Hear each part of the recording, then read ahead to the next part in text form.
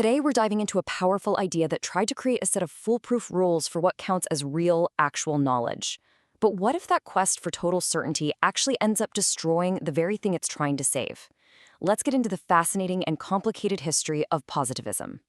I mean, think about it. You're scrolling online, you're watching the news. We are just bombarded with information, opinions, and facts all day long. It makes you wonder, right? How do you cut through all that noise? How do you know what's really true versus what's just someone's opinion or pure speculation? And you know what? This is not a new problem. Philosophers have been wrestling with this for ages. And one movement, called positivism, came along with a very powerful and incredibly strict answer. It was basically a purity test for ideas, a filter designed to get rid of anything that couldn't be proven with absolute rock-solid certainty. So what was this purity test? Well, it all boils down to 4 core rules. You can think of them like 4 bouncers at the VIP club of knowledge. If an idea can't get past all 4 of them, it's not getting in. Simple as that. All right, rule number 1 is called phenomenalism. It sounds complicated, but the idea is actually pretty straightforward. If you can't directly see, hear, taste, or touch it, it doesn't count as knowledge, period. All that old philosophical talk about some hidden essence or true nature of a thing, positivists said, nope, that's off limits. If we can't observe it, we can't know it. Think about it like this iceberg. You can study the part that's sticking out of the water, right? You can measure its size, its temperature, its color. These are all observable phenomena. But what about the true hidden essence of the iceberg, its fundamental icebergness? According to this rule, we can never, ever claim to know that. That's just speculation, not real knowledge. Okay, so rule number 2, nominalism, builds right on top of that. This one goes after our big abstract ideas.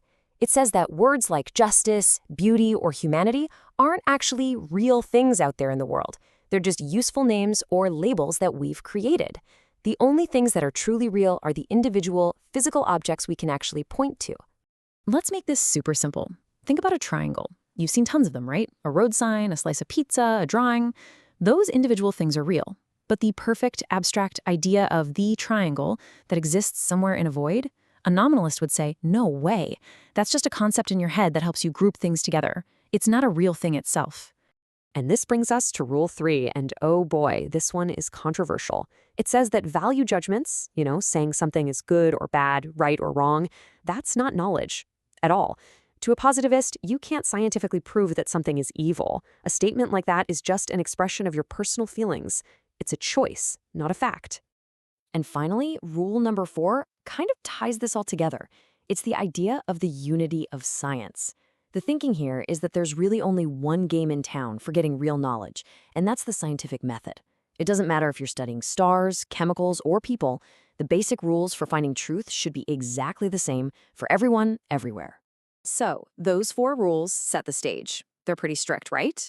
But then this guy comes along, the 18th century Scottish philosopher David Hume, and he takes these rules and pushes them to their absolute logical limit. And what he finds, well, it's pretty shocking, and it changes everything.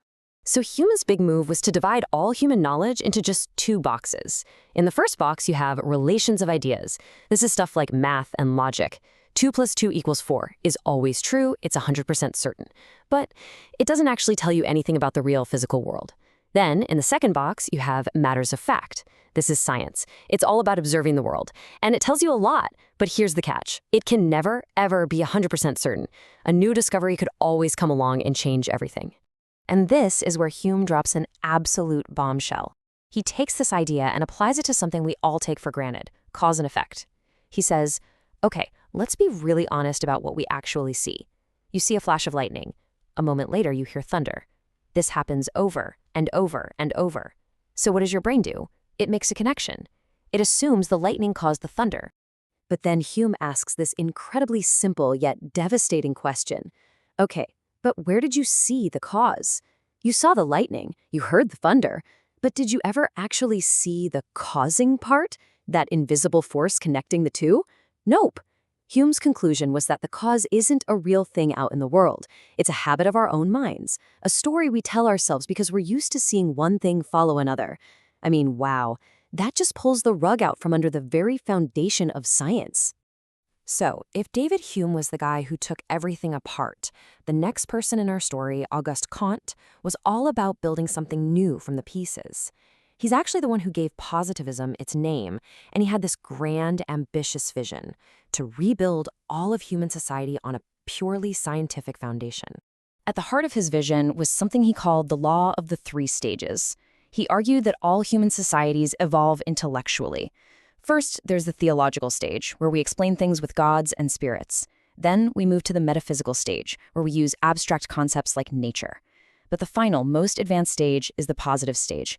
This is where we finally stop asking unanswerable why questions and focus only on scientifically describing how things actually work. Comte was a big fan of organizing things. He created this whole hierarchy of sciences like a pyramid. At the very bottom, you have the most basic and general science, mathematics. Then you build your way up through astronomy, physics, chemistry, and biology. And at the very top, the queen of all sciences, the most complex and important one, a brand new field he called sociology, the science of society itself. And this is where it gets really wild. Comte knew that if his positivism throws out traditional religion and values, society's going to need some new kind of glue to hold it together. His solution? A new religion. Seriously. He called it the religion of humanity. Instead of God, we'd worship humanity itself. Scientists would be the new priests, and scientific principles would be the new dogma. It was a very ambitious plan. Okay, but let's hit pause on Comte's sci-fi utopia for a second and rewind.